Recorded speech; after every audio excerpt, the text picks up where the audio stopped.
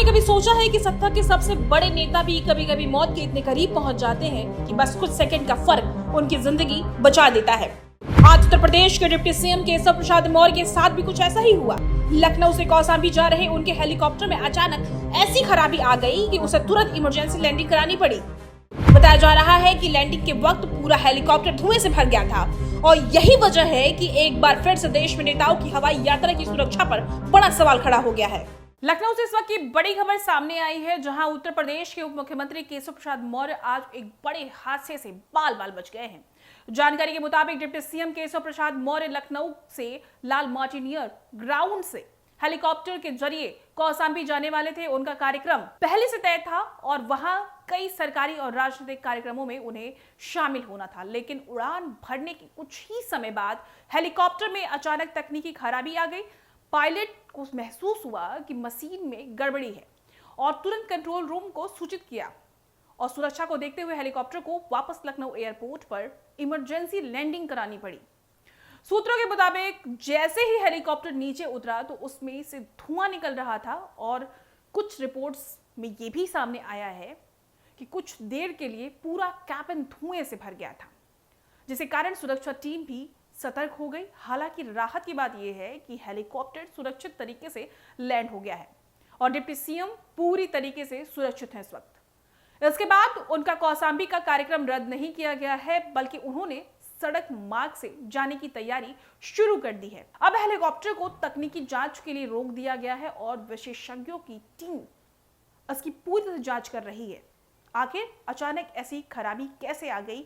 सवाल ये भी उठ रहा है कि अगर पायलट समय रहते फैसला ना लेता तो क्या कोई बड़ा हादसा हो सकता था। दरअसल भारत में नेताओं की हवाई यात्रा कोई नई बात नहीं है। चुनावी दौर में यहाँ सरकारी कार्यक्रम नेताओं को एक दिन में कई जगह पहुंचना होता है और इसके लिए हेलीकॉप्टर और छोटे चार्ट विमान सबसे तेज साधन माने जाते हैं, लेकिन कई बार यही हवाई यात्रा खतरनाक भी साबित हुई है। हाल ही में देश में एक ऐसा हादसा देखा गया है और मिला है जिसने पूरे देश को झकझोर कर रख दिया है। यह हादसा था महाराष्ट्र के उप मुख्यमंत्री अजीत पवार का। जनवरी 2026 में अजीत पवार एक चार्टर विमान से मुंबई में बारामती जा रहे थे। वहां उन्हें चुनावी कार्यक्रमों में हिस्सा लेना था, लेकिन जैसे ही उनका विमान बारामती एयरपोर्ट पर उतरने की कोशिश कर रहा था, अचानक नियंत्रण खो बैठा और जमीन से टकरा गया। टक्कर इतनी जोरदार थी कि विमान में आग लग गई और कुछ ही सेकंड्स में सब कुछ खत्म हो गया। इस हादसे ने अजीत पवार समेत विमान में सवार 5 लोगों की मौत हो गई। बताया गया कि विमान रनवे पर उतरने की दूसरी कोशिश कर रहा था और उसी दौरान नियंत्रण बिगड़ गया और जो स्मृति गवाह थे वहां पे, उनके मुताबिक विमान जमीन से टकराने की आग के गोले में बदल गया। इस घटना के बाद पूरे महाराष्ट्र में शोक की लहर दौड़ पड़ी और सरकार ने 3 दिनों का राजकीय शोक घोषित कर दिया। दिलचस्प बात यह है कि अजीत पवार पहले ही एक बार हेलीकॉप्टर में डरावना अनुभव झेल चुके हैं। 2024 में जब वो नागपुर से गढ़चिरौली जा रहे थे तो घने बादलों में खराब मौसम के कारण हेलीकॉप्टर रास्ता भटक गया था। उस समय उन्होंने खुद कहा था कि बादलों के बीच उड़ते समय उन्हें काफी डर लगा था। लेकिन अजीत पवार हादसा पहला नहीं था। भारत में कई बड़े नेताओं के साथ हेलीकॉप्टर या विमान से जुड़े हादसे हो चुके हैं।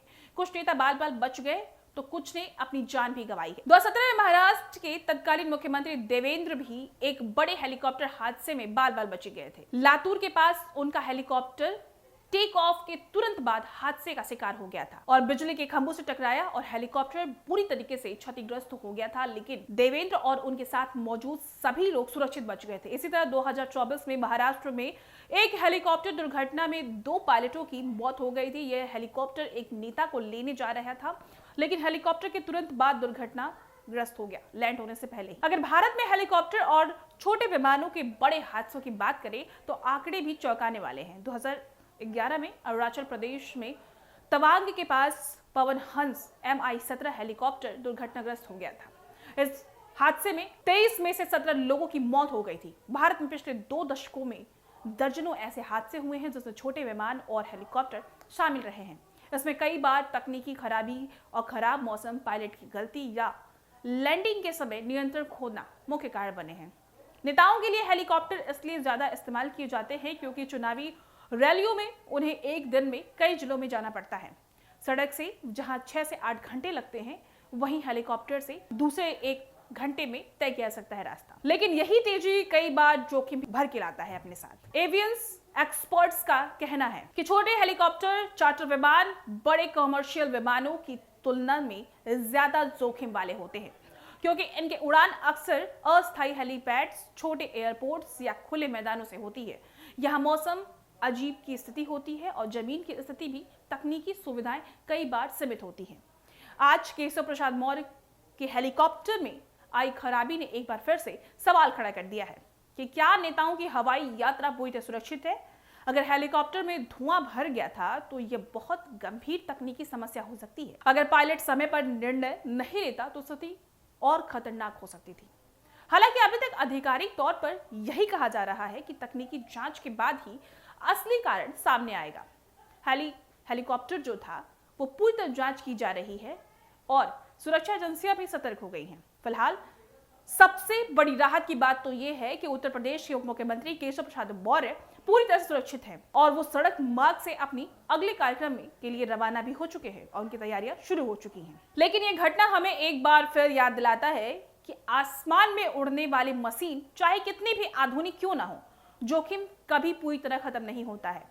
कई बार कुछ सेकंड का फैसला और पायलट की सूझबूझ ही जिंदगी और मौत के बीच का फर्क बन जाता है।